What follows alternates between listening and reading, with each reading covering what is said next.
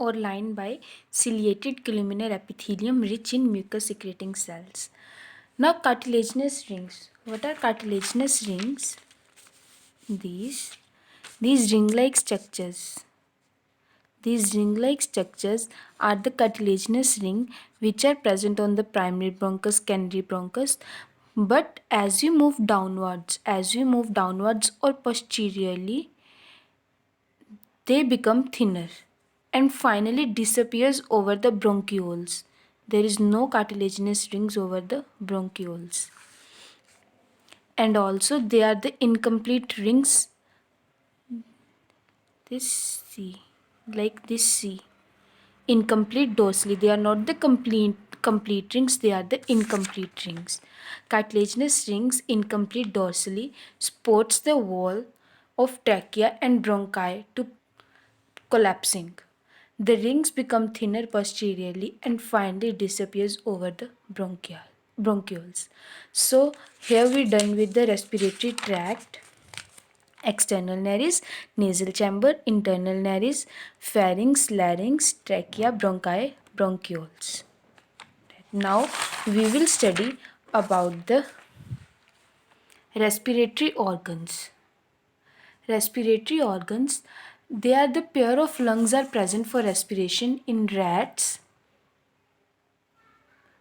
and lungs are present in the thoracic cavity. And thoracic cavity is an airtight chamber. Airtight chamber that it is covered from all of the sides, dorsally, ventrally, laterally, from all sides. Dorsal thoracic vertebrae are present. On the ventral side, sternum is present, and these on lateral sides, ribs are present. This is the thoracic cavity, that is airtight chamber. Thoracic cavity is an airtight chamber enclosed dorsally, enclosed dorsally by the thoracic vertebrae, dorsal from thoracic vertebrae, laterally by the ribs, and ventrally by the sternum.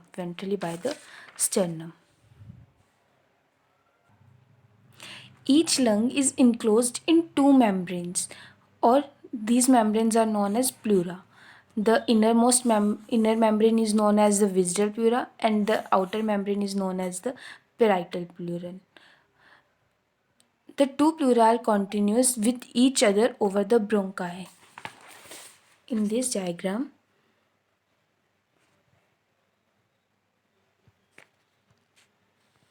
this pink outlining, these are the pleura. This inner membrane is the visceral pleura and the outer membrane is parietal pleura. But these are continuous. There is no discontinuity in two membranes. These are continuous, and this is the pleural cavity. The space in between the two membranes are the pleural cavity, which encloses pleural fluid, which prevent it from shock.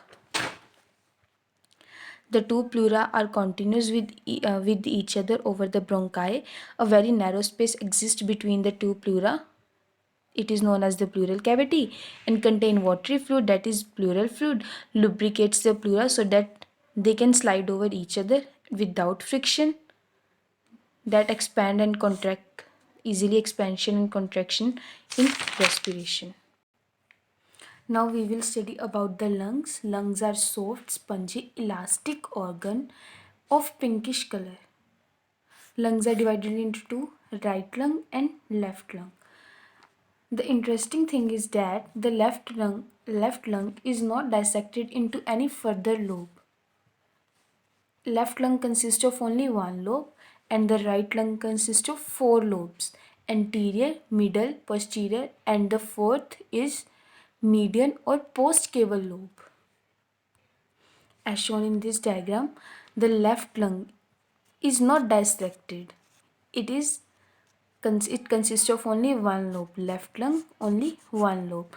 But the right lung is consisting of four lobes. First is anterior, right superior lobe, middle, right middle lobe, and then last one is posterior, right inferior lobe, and the last is Postcaval lobe. Right lung is divided into 4 lobes. Left lung is not further divided, it is entire, not dissected.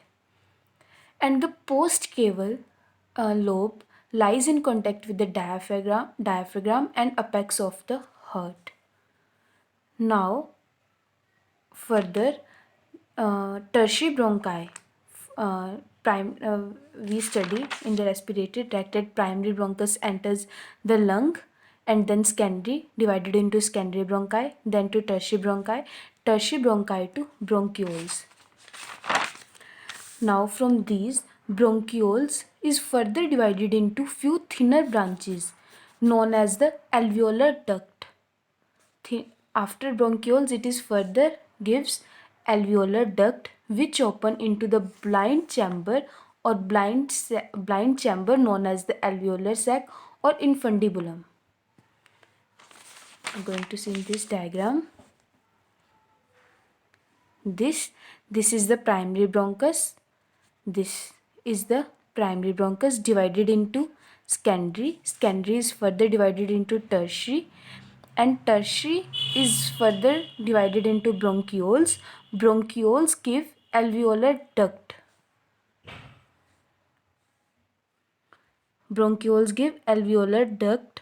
These are the alveolar duct, and then they contain alveolar sac, blind chamber, alveolar sac, or infundibulum. It is also known as infundibulum.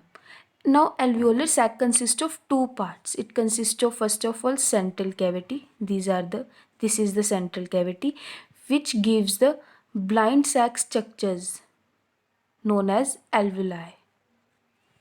And this structure is known as infundibulum or alveolar sac. I'm repeating, infundibulum consists of two parts, central passage and alveoli. Central passage.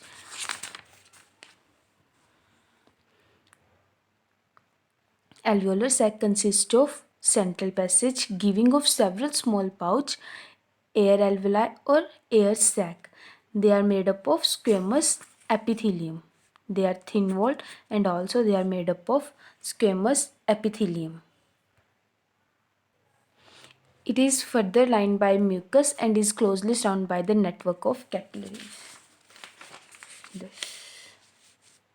The network of capillaries is present in the alveoli.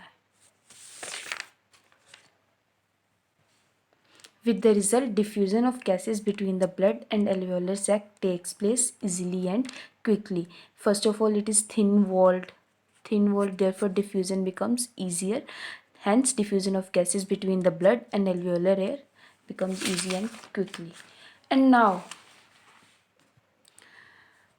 number of alveoli is countless. A lot number of alveoli are present. Each alveoli act as a miniature lung, like a small lung.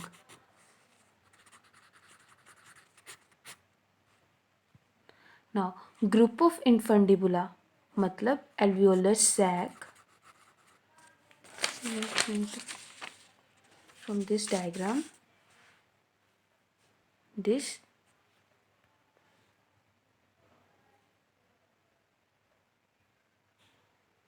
group of infundibula. There will be many more group of infundibula that receive alveoli. Group of infundibula or alveoli that receive alveolar duct from single bronchiole form lobule of lung. In this diagram, here only one infundibulum is shown. A group of these infundibulum will known as the infundibula, a group of alveolar sac receiving alveolar duct and which are arising from bronchioles form one lobule of the lung.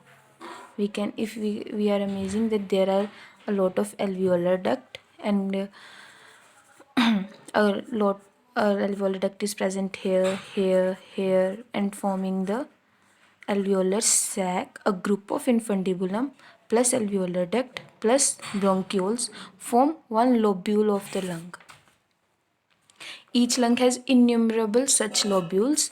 बहुत सारे lobules present होते हैं, therefore lungs are spongy in texture.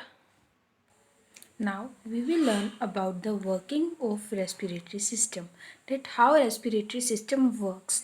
There is alternate expansion or contraction of the thorax. Thorax expand and contract, and hence respiration takes place. Intake of fresh air is known as the inspiration, and exhale of fresh foul air is known as the expiration. Inspiration, expiration. First of all, we will learn about inspiration. In the inspiration, diaphragm is convex anteriorly. First of all, diaphragm is like this. It becomes this after inspiration. Let me show you in the diagram. If this is the thoracic cavity and this is the diaphragm, it is present in convex shape, which decreases the side of the pleural cavity. But for inspiration, air will enter and the diaphragm becomes flat. Diaphragm becomes flat from convex. Hence, obviously, if diaphragm becomes flat, the volume is increasing. Volume increases, and we know that if volume increases, pressure will decrease, because pressure is inversely proportional to 1 by volume. Volume. Pressure is inversely proportional to volume. Therefore, if volume increases, pressure will decrease, and the fresh air will move from high pressure, which is present in the atmosphere, to the lungs. High pressure to the low pressure. First of all, diaphragm becomes flat from convex, volume will rise up, then pressure will decrease, air will come inside according to the law, high pressure from low pressure. Now there are two types of muscles are present: external intercostal muscles and internal intercostal muscles.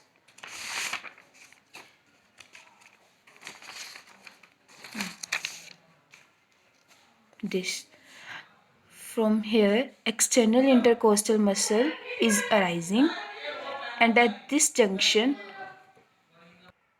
external intercostal muscle here ends, and this is the external intercostal membrane. This is not we are concerned with.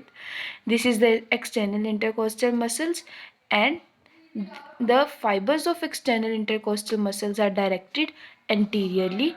This is the internal intercostal muscles, and the fibers of internal